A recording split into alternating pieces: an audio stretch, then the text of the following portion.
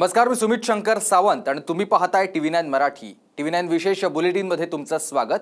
बीड तुरुंगामधल्या टोळांमध्ये मारहाणीच्या बातमीनंतर गित्ते आणि आठवले गँगच्या लोकांना हर्सूल आणि नाशिकच्या जेलमध्ये रवाना करण्यात आलेला आहे। तर एकीकडे आठवले गँगचे लोक मारहाण झाल्याचं म्हणतात, तर दुसरीकडे तुरुंगामध्ये मारहाण घडलीच नसल्याचा दावा पोलीस करतात।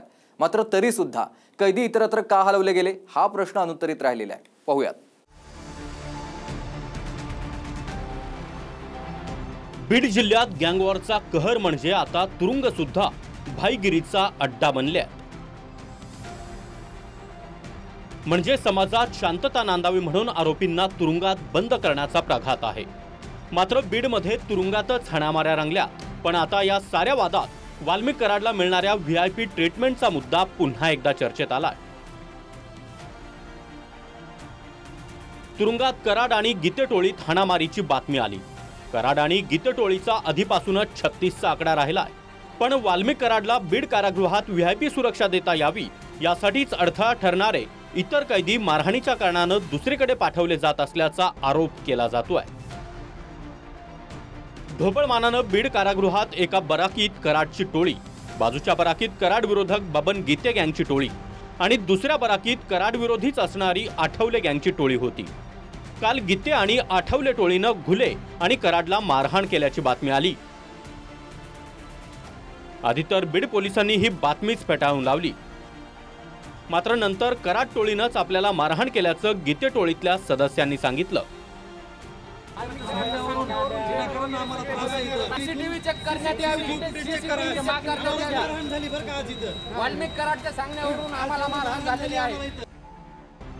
यानंतर तात्काळ गीते टोळीला बीडमधून हर्सूलच्या तुरुंगात हलवण्यात आलं आणि दुसऱ्या दिवशी आठवले टोळीची रवानगी नाशिकच्या तुरुंगात झाली आहे। मात्र कराडला बीडमध्येच ठेवल्यामुळे त्याच्या आता VIP ट्रीटमेंटचा मार्ग मोकळा झाल्याचा आरोप होऊ लागलाय।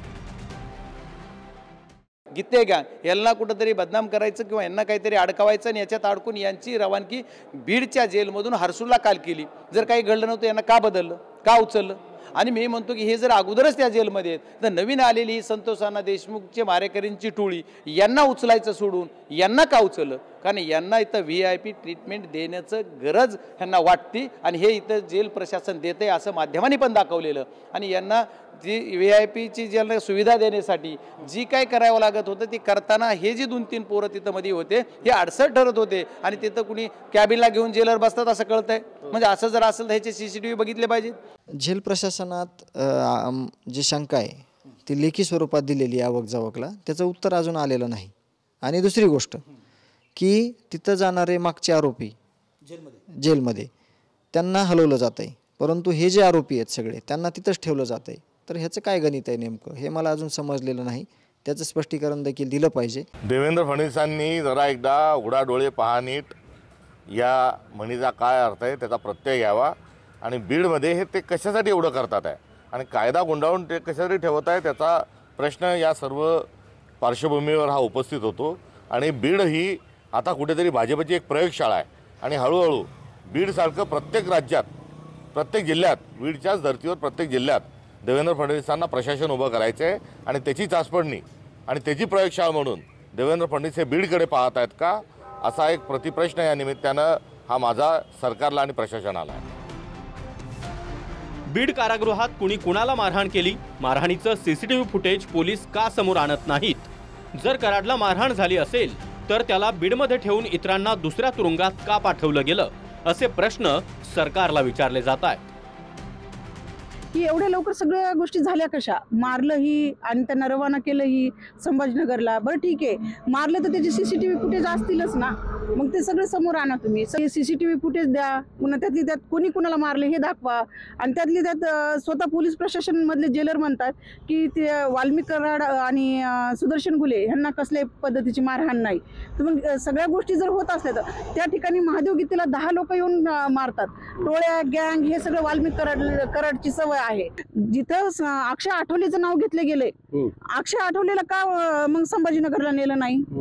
अक्षय आठवलेला संभाजीनगरला नेलं नाही मग याचा अर्थ असा आहे की काहीतरी खिचडी शिस्ती तिथं महादेव गीते जड जातोय आणि हे सर्व प्रकार त्याच्या समोर करू शकत नाहीत। म्हणून हे महादेव गीतेला लवकरात लवकर तिथून हलवण्यात आले. बाकीचे जे कट्टर गुन्हेगार असताना त्यांना नाही हलवण्यात आलं आणि साधे किरकोळ गुन्हेगार आहेत म्हणून ह्यांना लगेच संभाजीनगरला पाठवले.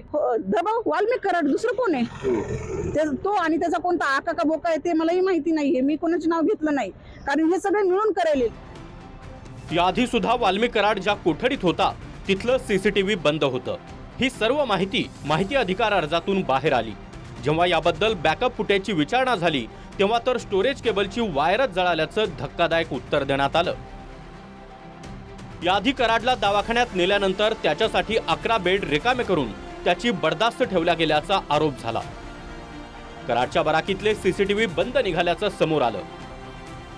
कराडचा तुरुंगात राजेशाही थाट सुरू असल्याचा आरोप झाला. कराडच्या मालिशसाठी त्याचेच साथीदार छोट्या मोठ्या गुन्ह्यात तुरुंगात येत जात होते असा देखील आरोप केला गेलाय. त्यामुळे सरकार एकीकडे कुणालाही सोडणार नसल्याचं सांगत असलं तरी कराडची बर्दास्त कुणाच्या सांगण्यावरून ठेवली जाते याचं उत्तर काही मिळत नाही. आता फेसबुक व्हॉट्सअपवरून बरंच उघडं येत आहे ना. ते आता काल जेलमध्ये मारामारी झाले की ते एक जण म्हणतो बाहर बिन अंदर बी काहीतरी, आणि ते बी बबन गीती ते फेसबुकवर टाकतो, बाहर भी होंगा ना अंदर भी होंगा, आणि लगेच दुसरा म्हणतो तू बाहर आहे तो किधर आहे बाबन्या मग आता काय चाललंय या बीड. आणि हे फेसबुक किमान एसपीने तपासावा तरी, एसपी कडे आहे ना.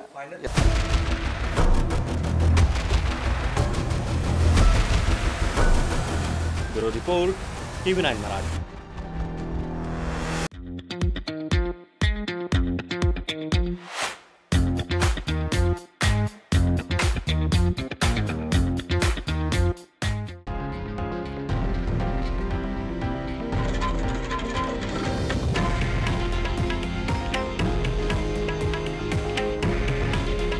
हे आहे देशातील नंबर 1 न्यूज नेटवर्क आणि आपण पाहत आहात TV9 मराठी. काळजी तुमची, हित महाराष्ट्राचं.